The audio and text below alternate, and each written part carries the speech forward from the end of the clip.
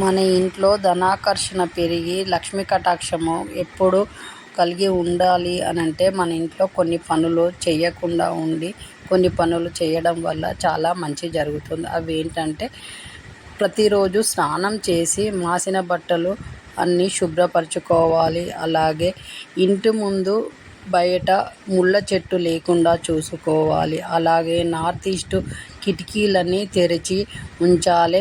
South side ఉన్న కిటికీలన్నీ మూసి ఉంచుకోవాలి.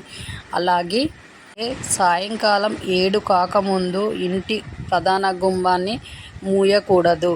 అలాగే సాయంకాలము 4 తర్వాత 5 తర్వాత ఇంట్లో యజమాని నిద్రించకూడదు. ఇంటిని తుడిచే నీళ్ళల్లో కొంచెం గల్లుప్పు పసుపు వేసి ఇల్లు మొత్తం తుడవడం వల్ల లక్ష్మీ కటాక్షం కలుగుతుంది. ఇంట్లో ఉన్న నెగిటివ్ ఎనర్జీ అంతా పోయి ఇంటికి పట్టిన దిష్టి కూడా పోతుంది. ఇలా వారంలో 2 సార్లు చేయడం చాలా మంచిది. ఇలా చేయడం వల్ల లక్ష్మీ కటాక్షం తొందరగా కలుగుతుంది.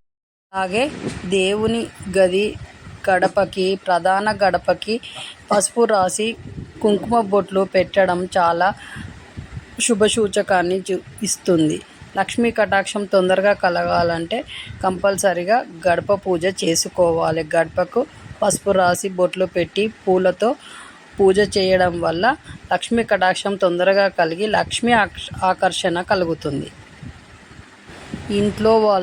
ఇంట్లో యజమానైనా ఆడవాళ్ళైనా సూర్యోదయానికి ఒక అర్ధగంట ముందైనా లేవడం నేర్చుకోవాలి. ఇంటి ముందు నీట్గా కడిగి ముగ్గులు వేయడం చాలా మంచిది. ఇలా చేసిన ప్రతి ఇంట్లో లక్ష్మీమాత కొలువై ఉంటుంది, స్థిరంగా ఉంటుంది. ఇంట్లోనే లక్ష్మీమాత మన ఇంట్లోనే స్థిరంగా ఉంటుంది.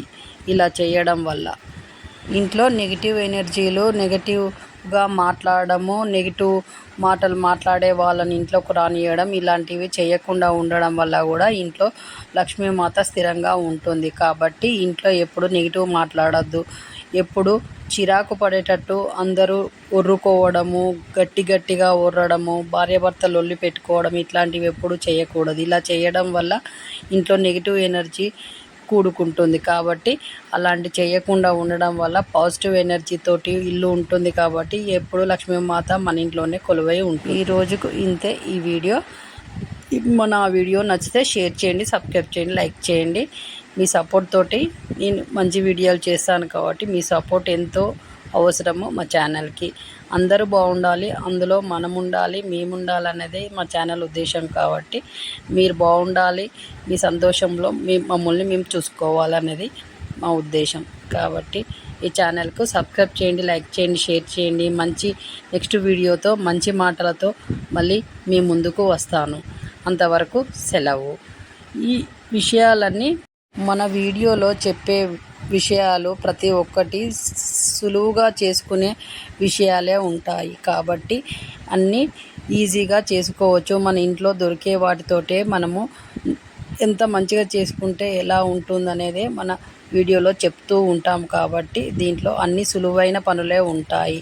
కాబట్టి అందరూ చూసి నేర్చుకోవడం వల్ల అందరికీ మంచి జరుగుతుంది. అందరూ సంతోషంగా ఉంటారు. ఆ సంతోషాలలో మేము ఉంటాము. కాబట్టి మాకు సంతోషం కలుగుతుంది. కాబట్టి ఛానల్ను చూడండి, సబ్స్క్రైబ్ చేసుకోండి. అందరికీ నమస్కారం.